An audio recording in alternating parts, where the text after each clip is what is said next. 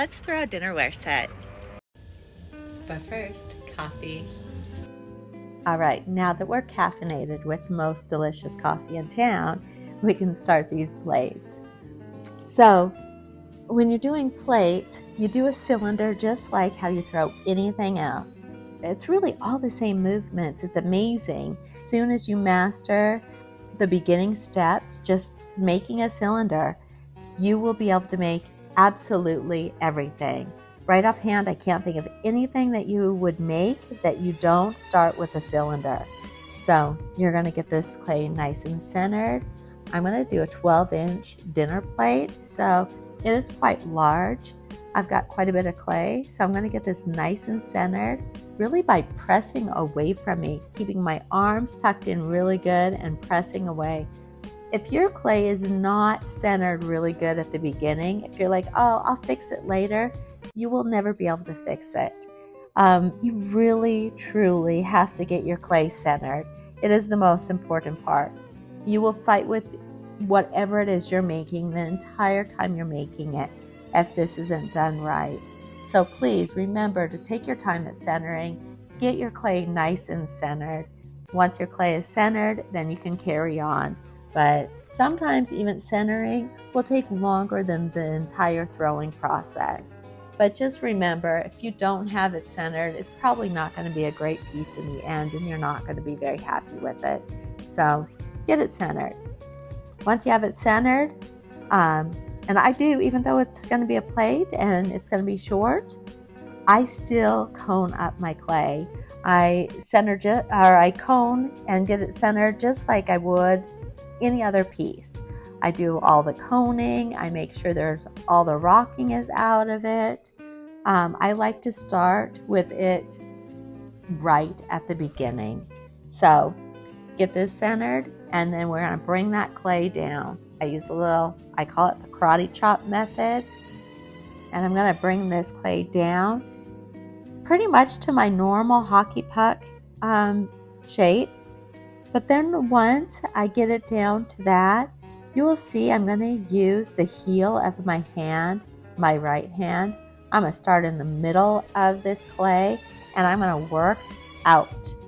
So see how I'm pressing towards myself? I go in kind of a swoop where I take my elbow's all the way away from me, straight in front of me, and then I pull it towards my body, and I'm just pressing that clay down.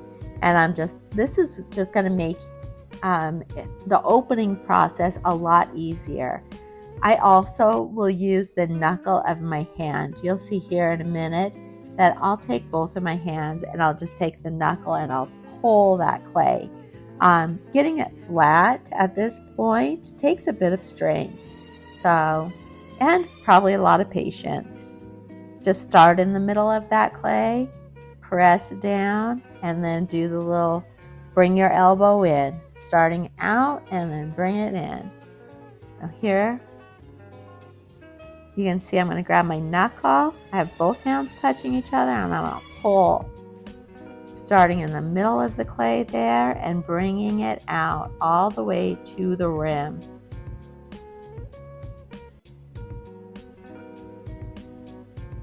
Getting your clay stretched and pulled out to the right width is probably the most important part of making the plate. If you've got it so it's not stretched as far as it needs to be, you're going to have a really thick plate. And if you stretch it too much, it's going to be too thin. If it's too thin, you're going to have a really good chance of this cracking. I know that probably there's two main reasons people lose their plates, and it's generally due to either having that S crack, which is just a nightmare, of course, with any kind of piece. But the other problem that people have is warping. Both of these, there's a lot of reasons you get these, but the cracking, in my opinion, is generally due to having uneven thickness. So part of the your bottom or the base of the plate is thicker and other areas are thinner.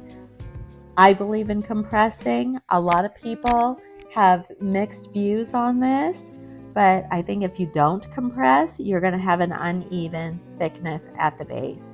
Generally, if you cut your piece off of the bat and you have a clean area right in the very center of your bat, you probably didn't compress, and that area of your clay is going to be thinner than the rest, and you can almost guarantee you're going to have an S crack.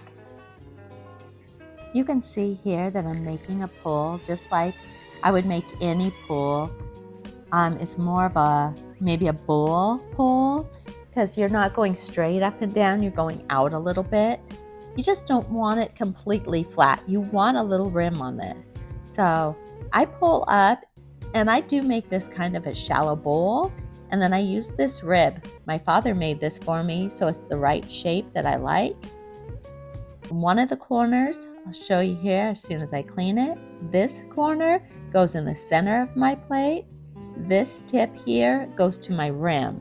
Now, if I do that with every single one of my plates and I hold it at the right angle, they will all be identical. This shows me the size and the height, so I can make a set without measuring. Now, the warping part of it, I have a couple theories on why this is happening and what you can do to fix it. One reason it's happening is when you go to take your plate off of the bat, you bend it. When you're pulling it off, if it's a little bit too wet still, and you go to take it off and you kind of give it a slight bend trying to remove it. That is one thing I have seen quite a bit, and when that happens, you have a really good chance of that fold always being present. So it may look like it's nice and flat when you go to trim, but once it comes back out of that kiln, you'll notice a little warp in your piece, and it is generally due to you bending your plate. So if there's any way of drying it on your bat, keep it on your bat until it gets to the leather hard consistency where that's where you're going to go to trim. That's when you're going to want to take it off of your bat or whatever you're storing it on. Say you're storing it on a wear board, something that's flat. The surface that it's on does matter.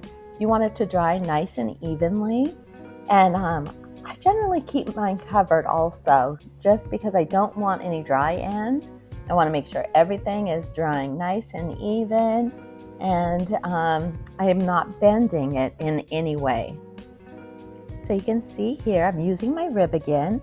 I'm making sure that it is the right size. I like to check it a couple of times. I would like these plates to look very similar. And the best part about having this rib is that if someone breaks one of their pieces and they come back 5-6 years, I can pretty much duplicate it. These ribs have been so fabulous for me, and they also make plate making so much faster. I don't have to use a ruler. If my rib lines up, my plates will match. I love this. I like having my own shape, and this gives it to me every time. One of these days I will do a tutorial on how to make it. And here, my friends, is a thrown dinner plate. I hope you like the tutorial.